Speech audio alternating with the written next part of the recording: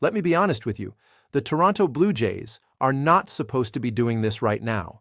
Not with the injury list looking like a hospital ward, not with the rotation held together with duct tape and prayers, not with the offense sputtering through stretches that made you question everything you thought you knew about this roster. The Blue Jays were not supposed to be active. They were not supposed to be adding pieces. They were supposed to be surviving, grinding, trying to stay afloat long enough for their real team to show up, and then they went and made a trade. Not a desperation move, not a throw mud at the wall flyer, a real deliberate acquisition. A guy with 75 RBIs last season, a guy who hit 22 home runs, a guy who makes contact like breathing comes naturally to him. And they got him for a teenager who hasn't played a single inning of professional baseball yet. Let that sink in for a second. Because on paper, that is a heist. But before we go celebrating, there's another name attached to this transaction, and it's not a happy one. Shane Bieber got moved, not just moved, pushed all the way to the 60-day IL. And if you know anything about the 60-day IL, you know that is not a short-term situation. That is a don't expect to see him for a while situation. So today we're covering everything. The trade, who Lenyn Sosa actually is, what the Blue Jays gave up, and what the Bieber update really means for this rotation going forward. Let's start with the trade itself. The Blue Jays announced they acquired infielder Lenyn Sosa from the Chicago White Sox in exchange for minor league outfielder Jordan Rich and a player to be named later, or cash considerations. To make room on the 40-man roster, Shane Bieber was transferred from the 15-day IL to the 60-day IL. That's the transaction in its entirety. That's the full picture on paper. But there's a lot more underneath the surface of all of that, so let's peel it back layer by layer. Lenyn Sosa, 26 years old, 5'11", 210 pounds, second baseman, Venezuelan-born, signed by the White Sox as an international free agent back in 2016 for $325,000. And over the years, the White Sox developed him slowly, brought him along through the system, and last season, he broke out in a way that genuinely surprised people. In 140 games, Sosa hit 22 home runs, drove in 75 runs, collected 137 hits, hit 20 doubles, and posted a .434 slugging percentage. That is a legitimate offensive profile. That is not a platoon player. That is not a depth piece you bring in to play twice a week and call it a day. That is a starter. That is a guy who goes out there every single day and does damage. Now, you might be asking yourself, if he's that good, why is Chicago trading him? And that's a fair question. The answer is simple. The White Sox are in rebuild mode, full teardown. They are not competing. They have no interest in Lenyn Sosa's arbitration years. They have no interest in anything that doesn't directly help them accumulate prospect capital and shed salary. Sosa is making $803,550 this season, arbitration eligible after this year. For a team that is intentionally losing, he is an asset to move, not an asset to keep. And that created an opportunity for Toronto. The Blue Jays needed a bat. Specifically, they needed a right-handed bat with power and contact ability who could slide into the lineup and actually produce. They've had holes up and down that lineup at various points this season, and the combination of injuries and underperformance has made offense feel inconsistent in a way that genuinely hurts when you're trying to stay in a competitive race. Sosa addresses that. He gives you somebody who can drive in runs, somebody who puts the ball in play, somebody who doesn't need 3 weeks of adjustment time to figure out big league pitching because he's already done it at a high level. And the scouting report on him, going back to when he was still a prospect, tells you exactly what kind of hitter you're dealing with. The evaluators loved his hand-eye coordination, loved his bat-to-ball skills, said he was one of the best in the White Sox system in terms of making contact and not giving away at-bats. They projected 15 to 20 home runs per season if he could maintain decent plate discipline, and last year he blew right past that ceiling. 22 bombs, 75 RBIs, consistent contact all season long. That's not luck.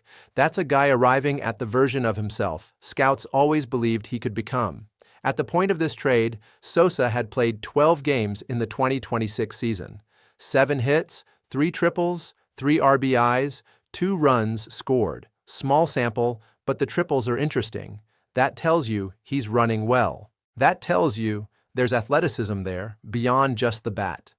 The Blue Jays are getting a player who is physically in good shape, mentally locked in and motivated, because coming over to a team that is actually trying to win, that's a different feeling than grinding through a season on a White Sox roster that is actively trying to lose. Sosa should thrive in this environment. Now let's talk about what Toronto gave up to get him, because this is where the trade gets even more interesting. Jordan Rich, 18 years old, outfielder, drafted by the Blue Jays in 2025, has not played a single inning of affiliated professional baseball, not one. And he's already changing organizations. That is how this business works sometimes. But it also tells you something about how the Blue Jays valued him relative to an established big leaguer with a proven track record. Rich had an impressive high school career.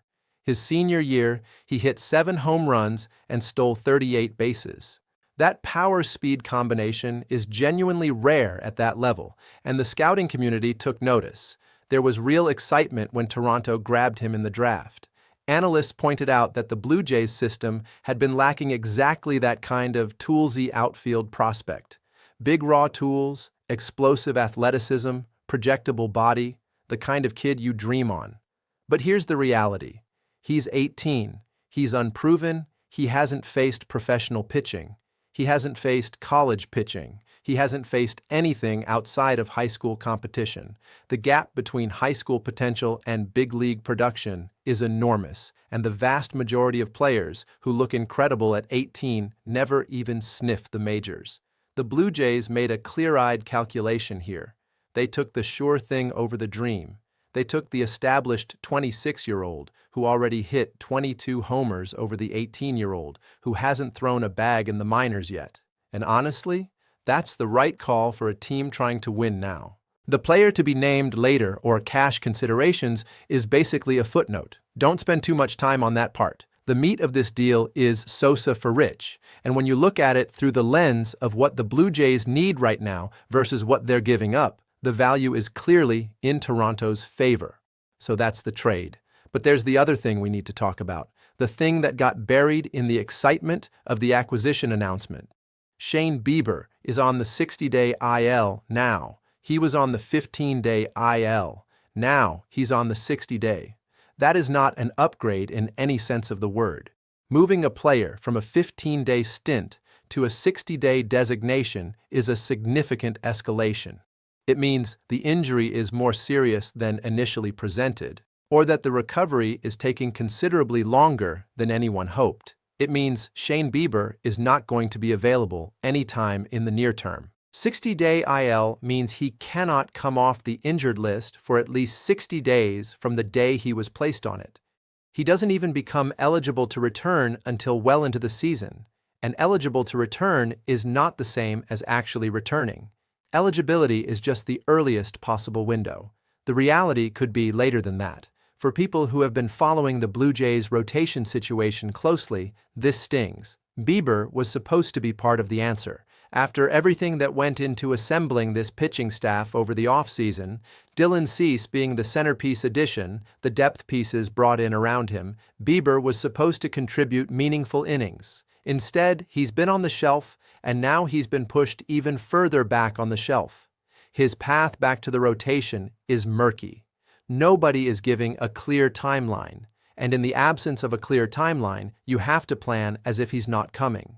Which means the Blue Jays need to get production out of the guys they have, and the good news is, there is relief on the horizon on the pitching side, even if Bieber isn't part of it right now. Trey Yesavage and Jose Berrios are both expected back before the long-term timeline on Bieber. Those two returning is a genuine boost to what has been a stretched and tested rotation. Berrios, when healthy, is a reliable veteran presence who eats innings and gives you a chance to win. Yesavage is a young arm with real upside who this organization believes in. Getting both of those guys back is not nothing. That is meaningful. That stabilizes things. It buys time. It takes pressure off the guys who have been overworked covering for all the absence. But you still need to score runs for any of that to matter. You still need bats. You still need production in the lineup. and that's exactly what the Lenyn Sosa acquisition is designed to address. This wasn't a random move. This wasn't a name for the sake of making news. This was a targeted addition to a specific area of need, executed at a low cost, with a clear understanding of what the player brings and what he can do for this club immediately. The Blue Jays were one of the most aggressive teams this past offseason. They were building for something. They brought in names. They brought in pitching, depth, versatility, and even now, in the middle of the chaos of early season injuries and roster disruptions, they're still moving, still adding, still refusing to go quietly into a losing streak and wait it out. That is the identity of this front office right now. They believe they're competing. They're acting like a team that believes it's competing, and the moves reflect that. Lenyn Sosa gives them a legitimate, middle-of-the-lineup option who isn't going to cost them anything for the rest of this season in terms of roster flexibility. He's controllable. He's cheap relative to his production. He's healthy. He's motivated. He slides into a lineup that needed exactly what he brings, at exactly the right time, acquired for a prospect who was years away from doing anything at the big league level anyway. This is good roster management. This is how you stay in races when things get hard. You don't panic. You don't blow up the whole thing. You find the right piece. You move the right asset. You keep pushing. And that's what Toronto did here. The question now is what comes next, because one bat doesn't fix everything. The pitching situation is still complicated. The Bieber timeline is a legitimate concern. The rotation has had to lean on guys harder than ideal, and that kind of strain accumulates. But if Berrios and Yesevich come back healthy and productive, and if Sosa immediately starts driving in runs the way he did last season, and if the rest of the lineup finds its footing, this team is right back in it. That's the scenario the Blue Jays are building toward. Not hoping for, building toward. There's a difference. Hope is passive. Building is active. And everything about the way this organization has operated over the last several months tells you they are actively constructing something. The Sosa trade is the latest piece of evidence. He hasn't played his first game in a Blue Jays uniform yet, but when he does, watch how quickly this conversation shifts. Watch how quickly the narrative around this lineup changes.